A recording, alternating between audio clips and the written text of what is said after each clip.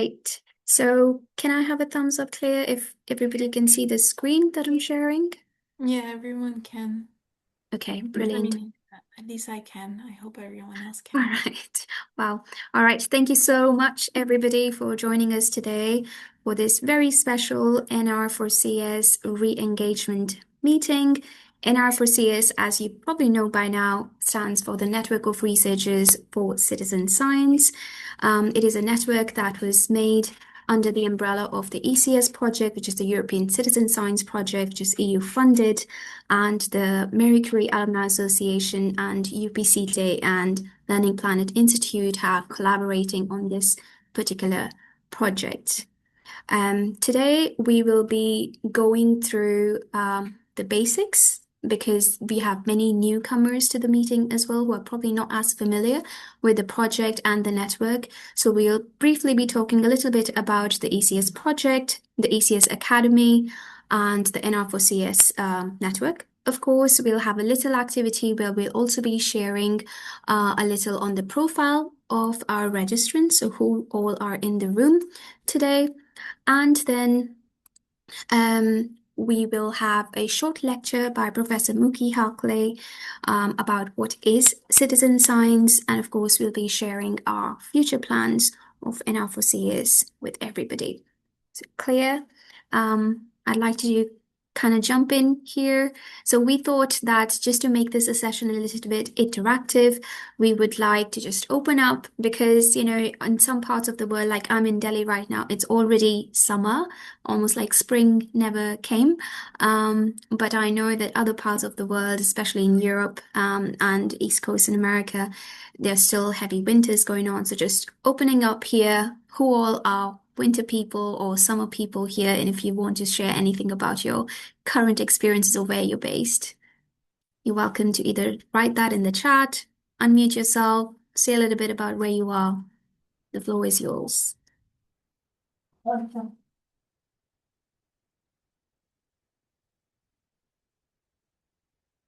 I'm not able to see anyone.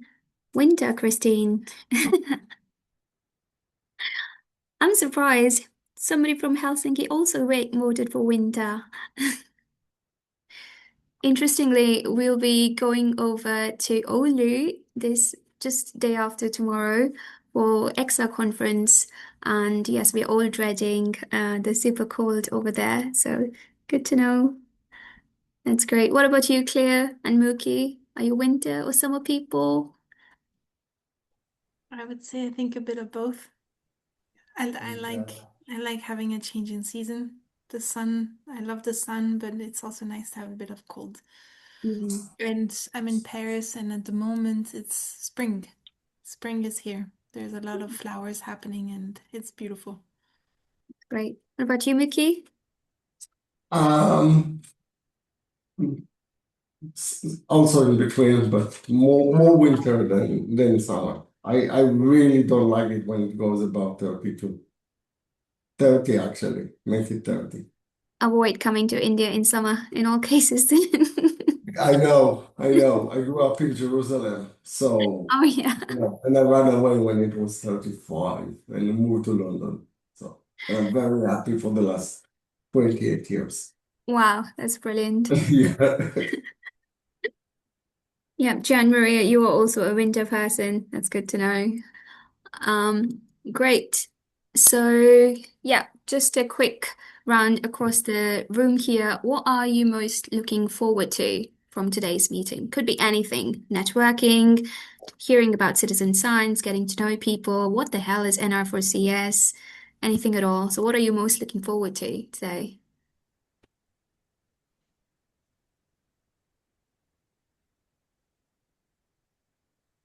I think I can say for Clea and myself that we really are excited to reinitiate the meetings for our network of researchers. It's been a while since we've interacted with many of you, so it's nice to be back, kickstarting it with 2026.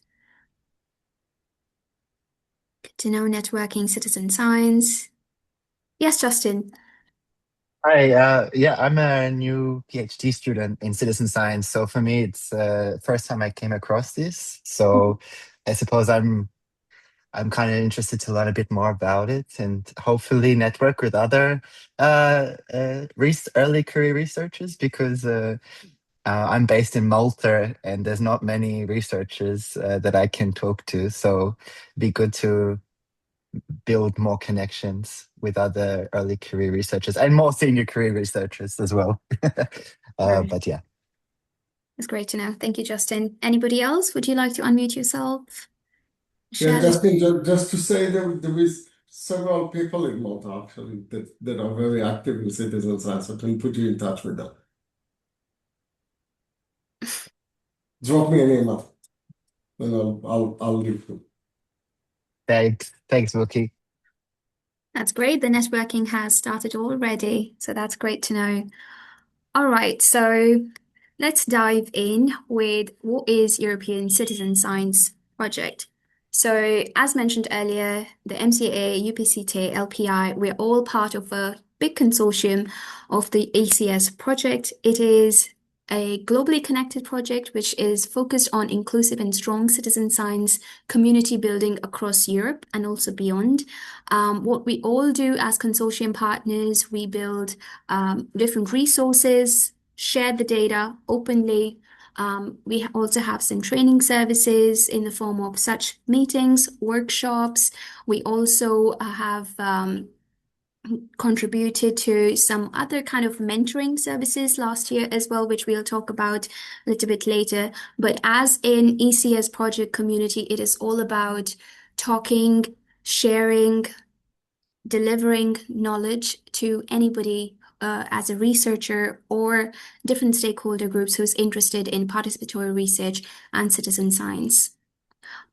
Here you can see we're a bunch of consortium partners across Europe, and you can also see some of the lovely faces here. We are 12 partners with 9 affiliated entities across 15 countries, and we also have 28 ECS ambassadors. The project started 4 years ago, and unfortunately, it is coming to an end this year in July, but we still have a couple of good 5 months to get there. So with that, over to you, Claire, to talk a little bit about the ECS Academy. Thank you very much, Pooja. So hi everyone, my name's Claire. I work on the ECS project alongside Muki Hakle, and we are responsible to develop the European Citizen Science Academy, which is just one component of the project. It's during these 3 years, we've created a network of educators and trainers in the field of citizen science. We've also created, alongside Pooja and the Marie Curie Alumni Association, a network of researchers, which is this one. We currently have 33 MOOCs on citizen science that are free to take online. And we've been also elaborating a business plan and services to kind of make this academy sustain itself eventually. As we'll share some of the links so you'll have access to all of these things, to all this information later on. Could you go to the next slide, Pooja? And so I wanted to highlight a bit more explicitly how the ECS Academy can be relevant to researchers, but it's the place to find and join a network, as you see today, to stay up to date about training and courses on citizen science across Europe and also a bit more globally. We have a calendar where trainers and educators in citizen science are actually invited to submit their training for us to update it so that we have a bit of an overview of what's going on in the different topics. So the calendar showcases for the moment all types of training. So some of them might not be actually accessible to you just because they're in a different country or they're expensive or they're more specific to an audience, for example, researchers from a university, but it's still to give you an overview of what's going on in citizen science. It's also a place where you can take a self-paced course on citizen science. So we have a couple. And we have a network of educators and trainers where we're trying to get them also to develop courses and to understand training needs. And also we are developing instructor-led courses, such as a workshop series that we did with the Marie Curie Alumni Association on preparing researchers to apply to the Marie Curie as Sklodosta Action, a postdoctoral fellowship, and we did a workshop series to help them integrate citizen science into their project proposal. So this is, for the moment, what's available, and hopefully more will be coming as well. Thank you, Pooja.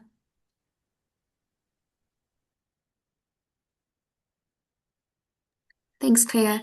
So then NR4CS, how did it all get started? So back in 2023, of course, again, with our collaboration with Claire and Muki, we developed a survey where we focused on assessing the needs of our researchers in relation to citizen science. And we had a bunch of questions to understand what were the gaps, where they needed assistance. And what we discovered from this survey was that most researchers, and there were like 70 respondents, they really wanted to have training or workshop or knowledge exchange on data quality, evidence impact, forms of participatory research, and other topics. The challenges that were described by most of the researchers centered around the lack of support and collaboration when it came to working on citizen science related projects within their different research domains, and also a lot of ambiguity and confusion around the methods, engagement or tools and strategies, but also terminology when it came to citizen science. What is citizen science? How is it different from participatory research and other things? So keeping all these identified needs and challenges in mind, together we created this network. We asked the respondents if they would like to be part of the network. We disseminated it, and many of them, of course, joined the network. So in 2024, based on the data that we received or we analyzed from this survey, we created a training series which lasted from February to December of 2024. So we had member-led presentations and expert training. Within our network, we focus on breaking the hierarchy and giving the same platform to, sorry, I lost. Claire, did something happen with the screen sharing? No, all is good. It's just a question. Okay, the screen, I think I've made you co-host, so maybe, I don't know, something happened. Okay, so we want to break the hierarchy and also have our members present on the same topic as the expert comes and talks about, so that we can all contribute and learn from each other as a community. We developed about 7 training, and here we have the links for the Zenodo and MCA YouTube channel where the resources are free and anybody can access. And to, of course, reward and recognize the efforts of our community, we created participation certificates both for our speakers and for our members who joined or contributed to these training. We also had a feedback session in December of 2024, based on which then we created the 2025 series. And so there we couldn't have as many training or workshops throughout the year. However, as Claire was mentioning earlier, we had a workshop around how to include public in research. So we assisted researchers, irrespective of which organization or what career stage they were from, but interested in writing an MSCA postdoctoral fellowship proposal. So we had about 78 applications come in. We had an evaluation criteria. We selected about 25, and between, again, our collaboration with Muki, Claire, Mustafa, and myself, we evaluated these proposals and made groups of researchers and then matched them based on their research domains with respective mentors. And the one-to-one mentoring lasted for about 3 to 4 months. We do have results now that the MSCAPF results are out. We so far know that at least one of our mentees has received the MSCAPF fellowship, which is absolutely brilliant, but many, at least 2 more, have received 85 and 95% score in their proposals as well. So next we will be having a session with people. Claire just sent out an email and have them come back and share their experiences, what worked, what didn't work, and if we can repeat such a training again. Over to you, Claire. So we just wanted to give you a brief overview of the respondents we got for this engagement meeting. So who is in the room, let's say. So you can go to the next slide.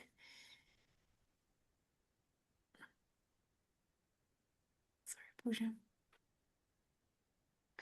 Thank you. So there was two options if you were already a member, if you were not a member. So right now, this is a demographic about who was not yet a member. And so most are not. So most people are new that signed up to the session today, and some are. So welcome back and welcome to those that are new. Then for the new members, this was a question about whether you were familiar with citizen science as a form of participatory research, and most say that yes, they are, and they're trying to incorporate it in their research. Then afterwards, yes, they're currently using it, and we have, yes, I've heard about it.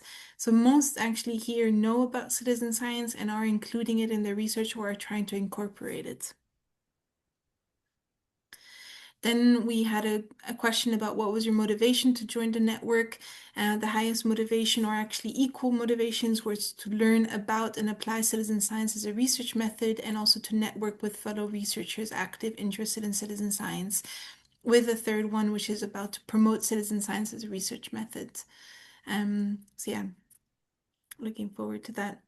Then for existing members, whether they had a previous experience with citizen science, yes, most of them were yes, some experience, followed by yes, a lot of experience, and less that have no experience at all. And now we'll pass it on to Muki Hakle, who's going to offer a presentation of what is citizen science. And if you have any questions, please feel free to put it in the chat. We'll have an open discussion moment after Muki's presentation as well. Yeah. So we'll start with the question. So how many of you just use the raise hand to indicate how many of you are completely new to citizen science and kind of want to know what it actually means? If you are in this position, just raise your hand.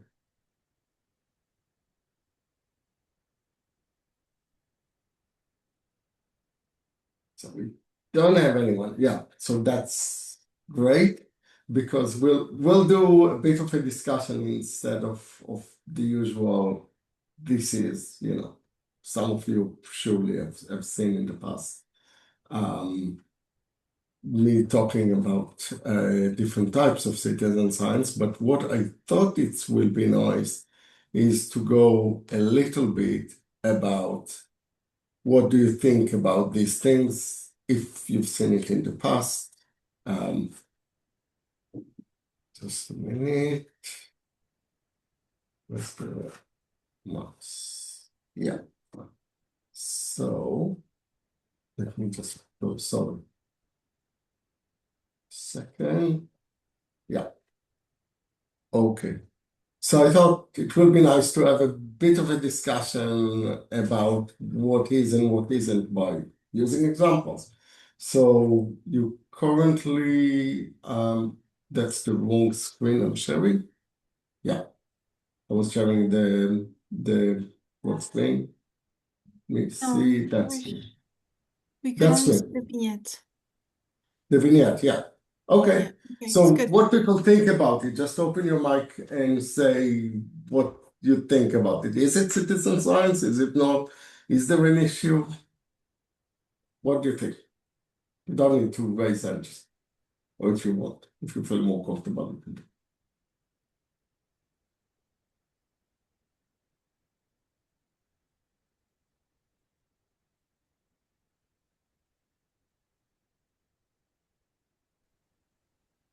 Anyone? Yes. Yes, Veronica, why? Because it's not requiring anyone can upload data or participate, sharing their observations. There isn't a requirement for a demographic or a knowledge base on it, and that means that especially when you're talking about observations, it can be subjective to the knowledge of the user or the vocabulary. And then it uses that, it brings it all together and shares it back with the community. And there's a kind of a symbiotic relationship with those who are participating and those who are receiving information. Yeah, yeah. Diego, you also wanted to say something? You're muted, Diego. Sorry. Thank you. Now you hear me. All right. Yeah. Okay, so to me, this seems to be one of those types of citizen science that exist and remain, but it is one of those that's mainly unidirectional, in which the citizen is either a sensor or a provider of information with very little agency on how this is making part and can shape the broader scientific or data production process. That would be my view. Yeah, and both view are really good. By the way, this is Charles, right? Yeah, in my case, I see this as a very good case of crowdsourcing. But since we don't have any information on the data that doesn't seem to be public, I wonder if it's really citizen science. Okay, so for you, if the data is not public, then it shouldn't be called citizen science.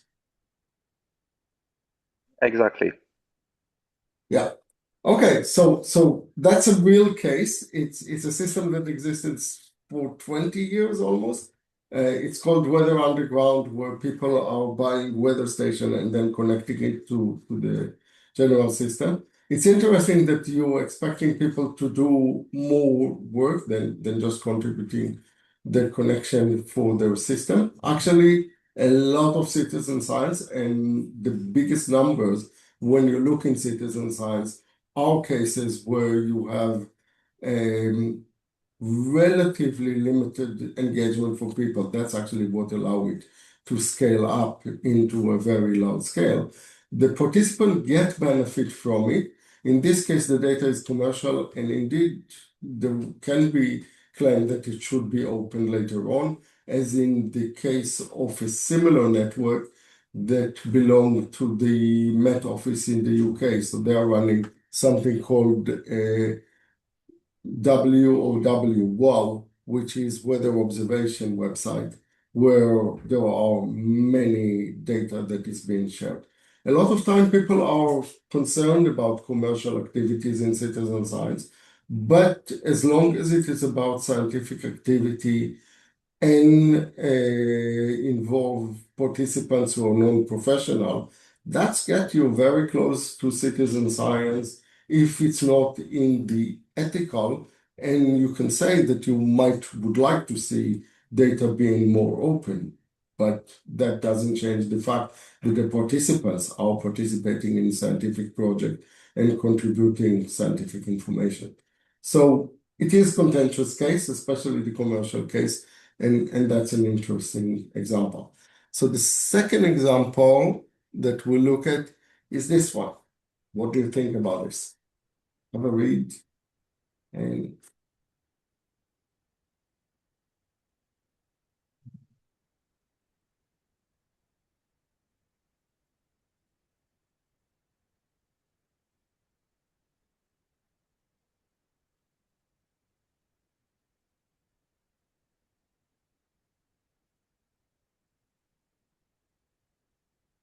again, right. So and remember, Olga, it's not just about saying no, it's no why, because. Would you like to say why? I can comment on Yeah, Diego, sorry. go ahead, Yep. say. So I would say the project, generally speaking, might fall into the category of citizen science. However, what I see is the role of James might not Yeah. be the role of a citizen scientist. That could be the way I see it. Yeah. And why? Because her involvement is probably a role that doesn't require a scientific participation or an active participation in the scientific process. Although she's supportive, she is giving out some money. That's good, conscious and aware of the need of this. Probably her role is not as active as we might expect from a citizen scientist, I Yeah, would say. and we usually differentiate between crowdfunding, which is indeed what Jane is doing, and citizen science. Although if you look at the UNESCO recommendation for open science, they do include crowdfunding as separate from participatory and citizen science. There is an interesting twist to the story that if you look at the website of the BTO, you realize that if everyone that registered to the project would have donated that amount of money. So there is a big number, I don't remember at the moment, so I might be wrong, but let's say 6,000 people that are contributing data compared to 3,000 that are, sorry, 6,000 people that contribute money compared to 3,000 people that contribute data. And if all the 6,000 were contributing also data, the system would be overwhelmed and might need more money to be running. So actually, by not contributing data, there is a bit of contribution to the project, but I agree that that's crowdsourcing, crowdfunding, and not the participation itself. So let's go to the last one that we look at. Okay, we also This have one. another hand raised by Olga. Yeah, okay. Who am I missing? Olga? Olga, would you like to unmute yourself? Yes. Oh, do I have my hand raised? You were trying to speak earlier and then Diego started speaking, so I just wondered if you wanted to say something. Yeah, no. I think also in the comments, I agree that yeah, specifically Jane is not being like a citizen scientist. Maybe others, yes, but not her. Yeah. Specific. So our last example is this one.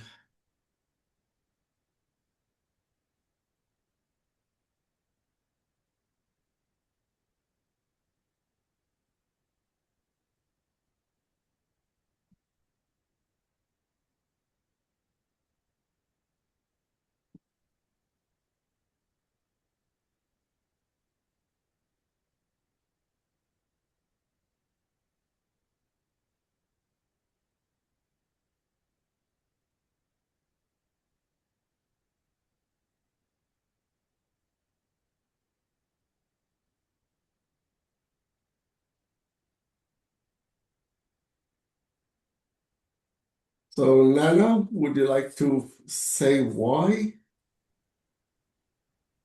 Sure. She's obviously contributing to the data collection, and the data that she's contributing is being used to publish papers, so it's being analyzed. Yeah. So you see, so that's a clear example that explains how it came about. Anyone knows who she is actually? It's a real person. Everyone came across her name ever? So that's the story of Hani von Erkel, who was joining Galaxy Zoo project, and then she actually discovered a new type of an object, and it's now known as honey Voorop, which is honey thing in Dutch. I'm surely not pronouncing it right. And through her work, she actually made a real discovery in science. So that's a really interesting example. There are more. I'll give you the link to that. All this vignette coming from a survey that was done now 5 years ago on understanding what are the boundaries of citizen science. And I'll pass it back now to Pooja and Claire. Yeah, it's a very interesting paper that kind of looks at all the different contentious points and kind of sets the boundaries of what is considered, what is not considered by, how many people answered the survey, Mookie? 300 plus, okay. So 300 people kind of looking at these vignettes and then like you just mentioning if yes or no, they thought it was citizen science, and if not, why. And so that allowed to kind of delineate a bit the contours of what citizen science is, at least in that space and time. And I believe those are linked to the 10 characteristics, Muki. Hmm? Is that correct? Let's do the characteristics of citizen science, the 10 principles were at the time, the 10 principles of citizen science, which are really good, were not enough for the European Commission to have a clear definition of what type of project falling inside and outside. So they asked EXA to create a more detailed document, which the document that this thing led to was the EXA characteristics of citizen science, which I'll also share with you now. Great, thank you. Now we have some time, right, for open questions, discussion. These are 1 hour long meetings, so they're not long generally, but we try to squeeze in as much as we can to some extent, not to make them overwhelming, but just a bit interesting. And perhaps just a question to you: does the presentation from Muki resonate with your understanding of citizen science, and perhaps where did it not? And go ahead, Justin, as well. Hi, and thanks, Muki, for the presentation. I'm not going to answer your question because I had other questions. Sorry, Claire, but Muki, I just wanted to ask if you could reshare maybe the slide going back to the 5 different participatory ways citizens engage, because usually I always think of 4. There's crowdsourcing, contributory, and co-design. But I saw there was 5 when you went past, and I was trying to. Let me show you. Because sometimes so it's really hard for me to distinguish what is contributory, what is crowd. I mean, there is ways to design that, but yeah, if you could just refresh my memory on. Give me a second, and I'll give you that. Because I think I usually only use 4, but I saw 5, and I thought, oh no, there's another one. Yes. I'm missing one, and that's making me very anxious for my research. Okay, so don't be anxious, and I'll just give you that. That comes from a workshop. So I'm happy to share all the slides with anyone else. I'll link them later on, but let me give you that. So that's from a really longer introduction to citizen science. And the typologies of citizen science, the one that I usually like people to pay attention to, now I'm going through all the examples. So first of all, notice that there are many categorization of citizen science.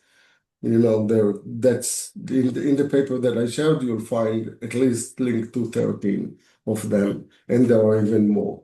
But the classification that I think it's the one that a lot of people came across, which is talking, almost everyone in citizen design came across the core 3, the contributory, the collaborative, and the co-created one. Those are the ones that you find in the Rick Bonney, in the case report, and all the rest of it, and they are being used. But then there is a paper by Jennifer Sherk, who worked with Rick Bonney, and Bonney is one of the co-authors, who is actually extending it by 2 more. So it's extending it to contractual and to collegial. Okay, so those are the 2 aspects. And if you want to see actually what they are, one of the ways to explain them is to notice how they work. So in traditional science, scientists do all the work by themselves. In scientific consulting, so the first type, what happens is that the community goes to a scientist and say, there is a polluting factory next to us. Can you please come and monitor the air in the area and give us back the report? So Science Shop, if anyone came across Science Shop, that's actually work on this model, that the community comes saying we have a problem, then the scientists go and doing their own stuff, and then they are and the scientists doing their own stuff, and then in the end come and report to the community. The contributed citizen science is exactly what we had Femcare or Honey doing, of kind of involving in data collection or basic data analysis. The collaborative citizen science, the big things in it is this extra bit that once you have the result, you actually, even though the scientists do the analysis, they go back to the community and kind of refine the question, and maybe that would lead to new data collection and what have you. Co-created citizen science is becoming messy because from the start you have the community and it's kind of more community oriented. And finally, the collegial is when the problem came from the community and the community is actually leading on it all the way. And when they need some support in developing a protocol or doing some analysis of the data, that's the bit where they say to the scientist, hey, can you help us? But the role of the scientist in the community are actually reversed. Okay. Yes. No, I think everyone could talk about typologies of citizen science and how they interpret it. But yeah, collegial and contractual, I don't really come across in the marine citizen science literature.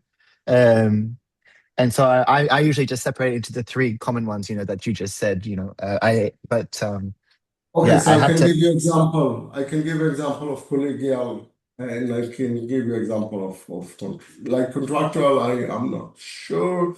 I haven't come across it, but collegial for sure. There are examples of that when fisher communities and others are just deciding that they're going to collect the data by themselves in order to solve the problem, or when there is an oil spill and the community kind of go around and start collecting the examples of the oil spill and to report on it because they don't trust the authorities. Yeah, okay. But you wouldn't call that community science? Yeah, community science is collegial. Yeah, okay, yeah. I would Yeah, call it community science, and exactly. you've seen my typology, but each person comes with their own thing. Like Exactly, it's getting you yeah. into, in my typology, it's called extreme citizen science, whatever. Don't think that that's a great name, but hey. Yeah, okay. Now sometimes I can get a bit They I'd say a bit don't. lost sometimes. Okay, Yeah. don't get lost, and that's very important thing for everyone. All the typologies that exist on citizen science are flawed, and the main reason that they are flawed is because no project will ever fit into one category. Project through their lifetime, even co-created project, will have a phase in the project that is contributory. And then they will go back in maybe into collaborative phase, and then they will go into, again, contributory phase. There is no pure category of any project. It's useful as a way to make sense of things, but it's not mutually exclusive. So that's one of the known lies of citizen science and the typologies in it. Yeah. And sorry, just a quick rebuttal. Have you written any article about the flaws? Yes, there is one. Yeah, Okay. I'll show you. Yeah. Okay, thank you. Yeah, because I would like to read that. Yeah.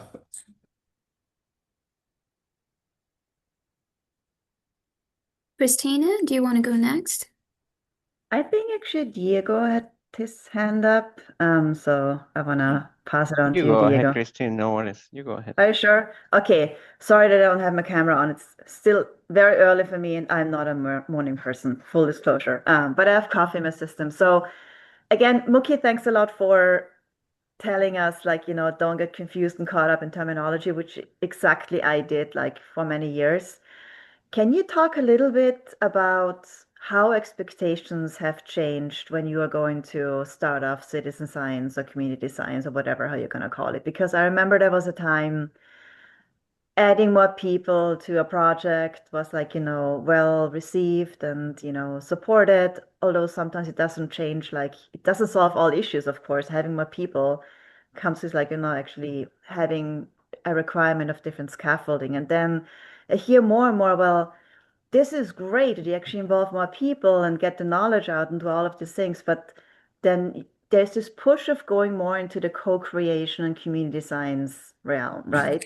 And I think this is the Yes. space for both. Can you talk about this? Because I was like, not every researcher will be able to pull that off, and you actually have to go back to the basics. I don't, I think you know what I'm trying to say, but like, what Yeah, I know. nice for this? Yeah, Yes. okay. Yeah. Thank you very much for the question. And that's something, again, personal opinion, but something that I do give in talks. And we even talked about it during the MCAA postdoctoral fellowship workshop, is that I notice within the general environment and even in the literature, there is this kind of push of making co-created as a gold standard or as the way that things should be. And that's wrong. That's deeply, deeply wrong.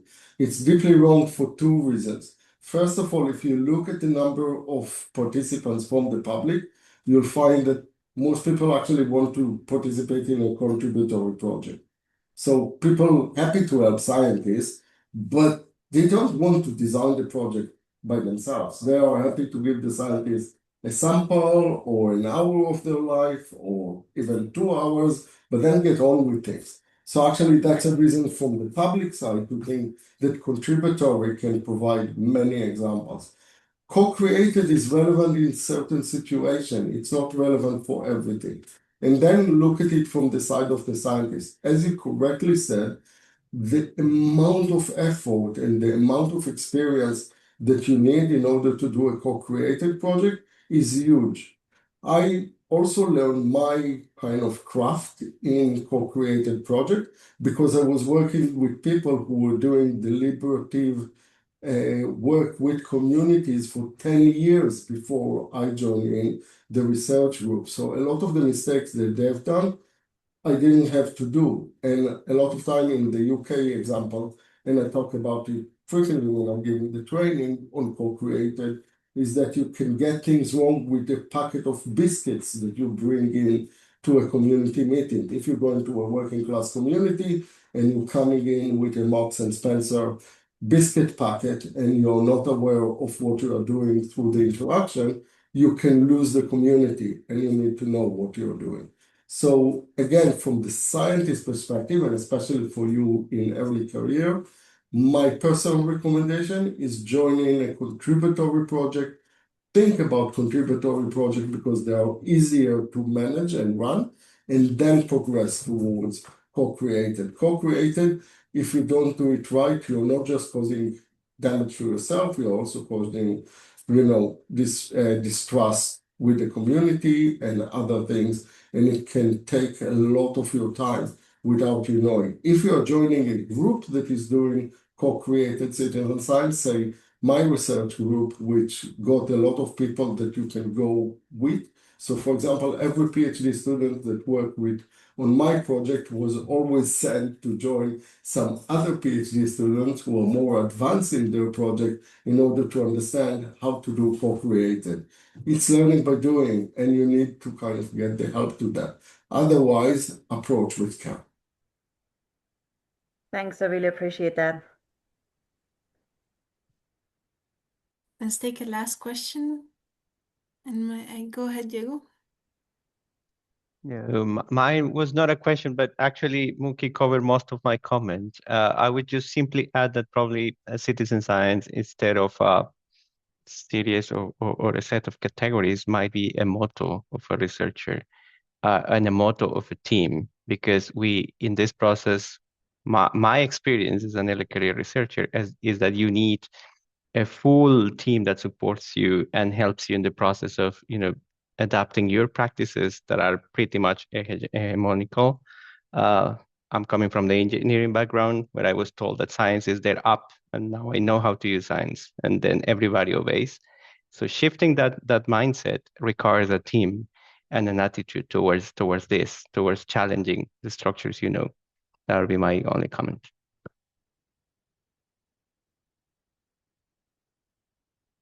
Thank you very much for that comment. With I didn't advertise it, but in the ECS Academy, we're actually developing a competency framework for citizen science researchers and practitioners.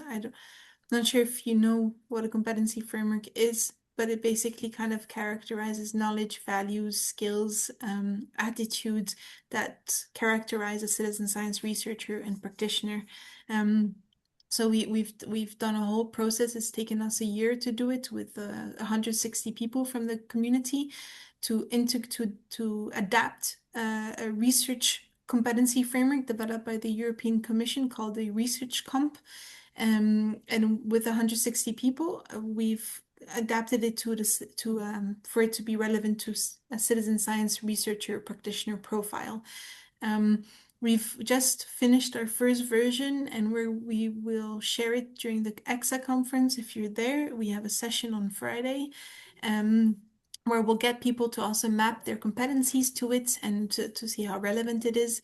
But hopefully it will be, but and we'll share it then afterwards more widely later on with the whole community once we have finished the whole process of developing it. So we have just one last thing, which is a survey, and you might, if you're in the EXA newsletter or mailing list, you might see it coming. And this survey will help us kind of refine doing the last kind of contentious points around the CITSI-comp or around readability. So you can contribute also this way later on to have a first glimpse of it. But sorry, one thing that I wanted to linking it to your comments, the CITSI-comp also tries to highlight that it's not one person is expected to have all these skills and especially have it at a very high level skill, but that there's many different skills to have, and people can have different levels of these skills at different extents. And yeah, a citizen science project cannot be done by one person. It's yeah. Go ahead, Justin, and then we'll have to move on forward. I believe Sorry, we just are looking at you, but go ahead. Yes. Yeah. sorry, just a quick question. I'm coming to the conference next week, and it's my first time attending the conference, one of these citizen science conferences.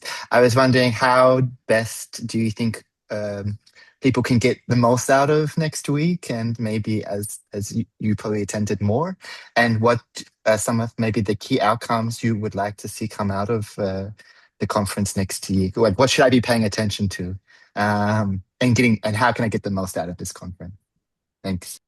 Cool. I let Mookie answer to this because I will actually be my first one. I Yeah. missed last year's. So I would suggest like the conference is so rich, really. So I'm myself surprised how rich it became, and we're in Access, so I'm also part of the conference committee, and we were overwhelmed because we planned for 300 and we have 600 people coming in. So there will be a lot of people around. So what I would recommend you is actually start by looking at the plan. Spend this weekend looking through the plan. The program is there online, and you can design for yourself which sessions you would like to go. It is worth in a conference doing that, but also keep yourself not overwhelmed. It's very easy in conference to be overwhelmed, so give up a session.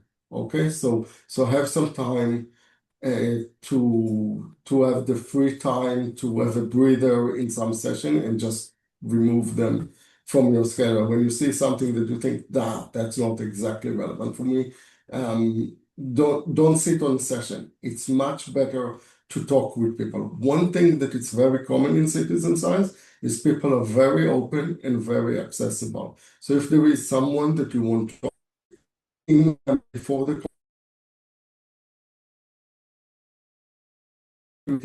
session and sit with them and talk with them about it. Approach people during the reception and during the coffee break to talk with them and kind of work through that. That's what I would say. What we hope from this, we in our session specifically, I can say that we want to test the citizen science competency framework and to see that we're getting it right for people who are joining in. And importantly, actually, there is a session for early career researchers on Monday afternoon.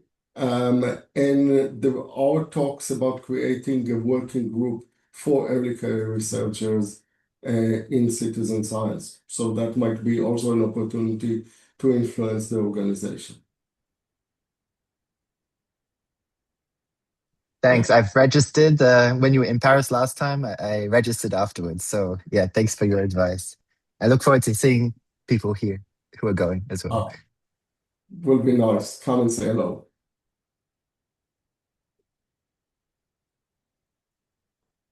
Great. Thank you very much, and looking forward to seeing many of you, I hope, at least next week. Thank you, everybody. Keeping in time now. So for our 2026 plans for the NR4CS, we have three main priorities. One, as we discussed here, networking, i.e. connecting the community of researchers we have within the network, giving them opportunities to interact during these meetings, but also outside. We will be talking about a mailing list and how to enroll yourselves in the mailing list. For the training sessions that will be lasting until July this year, today we've had, of course, the re-engagement meeting. We have one meeting already confirmed for May 15th, so you can already put that in your diaries. We usually have our meetings at noon CET, so the time's going to be the same probably, and it is going to be on data quality. We're also compiling or finalizing other training through the months, and we will be in touch as soon as we do. We're also talking about, because the project is ending in July, we're also talking about how to keep the network running and sustainable even outside and when the project ends. So we do welcome suggestions from our community as well. How do you want to be assisted? What are the needs that are still unanswered? And how would you most feel comfortable and what will give value to your time the most in terms of gaining knowledge, sharing knowledge with the community? So here, just a recap of what I just said. We are still trying to get a session in March and April. We'll confirm that. We have a date set in May. In June, we will also be focusing at, as Clea had mentioned earlier, there are other networks of educators and trainers. We want to have a combined meeting where we bring the researchers together with the educators and trainers and interact and network with each other. And in July, we will be having a recap meeting, sharing all the resources that have been generated, and also hopefully giving you some good news on the sustainability of the network. Over to you, Claire. This is just a recap a little bit about what we have. So we have these monthly and a half or so meetings. We have a mailing list, and we'll share the registration link for you to register to the network's mailing list. It gives us a consent form, and also just a bit of details about who's joining the network. So we've actually developed a bit more the aim of this network and a code of conduct. So this network is designed for researchers interested in or experienced with citizen science to exchange ideas, ask questions, and share resources. The term citizen science is really an umbrella term to mean all form of participatory research and methods. As we know, there's many different terms in relation to it. So please feel integrated or involved or engaged in this terminology, and we'd be happy to hear what is yours. We'd love for you to feel free to introduce your work and yourself and to learn more about you and to gain insights. So to really facilitate peer exchange also within this network about your practice. Codes of conduct, we have ground principles of interaction, which is contributions and exchanges to be clear and collaborative. All points of view are equal. Please be respectful and mindful of other people's thoughts and allow them to finish before you speak. We value that. There's no pressure to contribute, but all are welcome to talk, to be curious, and to actively listen. Take your time, so discuss with or consult colleagues if you have doubts before answering to ensure you have understood their message correctly. So just before responding and taking it personally, perhaps a message, just make sure that you've understood the message and understand where it comes from, the context. Using I statements where possible to avoid general statements or misinterpretation. And yeah, be mindful and ask yourself, how can I formulate my points so that it can be constructive to the discussion before you share your views? So ideally, we hope that things can be constructive when we collaborate, when we speak. Last but not, so these are just links to our resources that we've created, especially in 2024. There's some YouTube videos around training sessions around different topics. So we've had forms of participatory research. We've had one session on that.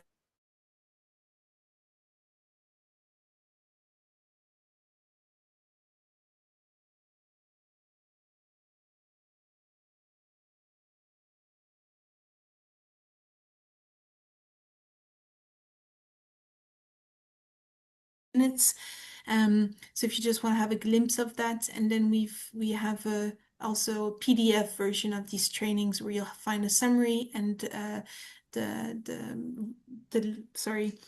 corresponding resources to these trainings, which are PowerPoints, especially. So you'll find those as well in our resources. Thank you. And I guess we're perfectly on time. So thank you very much for joining. It's been very nice to hear all your thoughts about what citizen science is. Thank you, Muki, for your introduction and your participation. And so you'll hear from us and you'll hear back from Pooja with all the relevant links so you can sign up to the mailing list if you'd like. And for those that are in EXA, I look forward to seeing you and otherwise see you in April, March for our next session. Yes, thank you so much, Claire, and thank you, Muki, for a wonderful What is CS session. I think it was more interesting to ask and communicate and collaborate with the community to answer those questions rather than give a one-way lecture. So thank you so much for that. I would also be in EXA. We do have a session with lots of different organizations on equity in evidence, where we will be discussing why and what should be valued in research when you're doing a citizen science project, what is currently valued, what makes it so complex, especially in different domains of science. So you're welcome to join the session. And as we've mentioned earlier, if you have any ideas, suggestions, topic, training need, please do write to us. We are here to provide as many resources as we can. And even if we can't deliver training, we do have an idea of other groups having these sessions, meetings, so we can also pass on that information to you if you are interested. So with that, thank you once again. And I'll be probably sending all these resources maybe next week whenever I get a breather during the conference, or definitely the week after. So thanks again, everybody, and wish you a lovely weekend ahead. Thank you. See you later. Bye-bye. Bye. Thank you. Thank you. Thank you.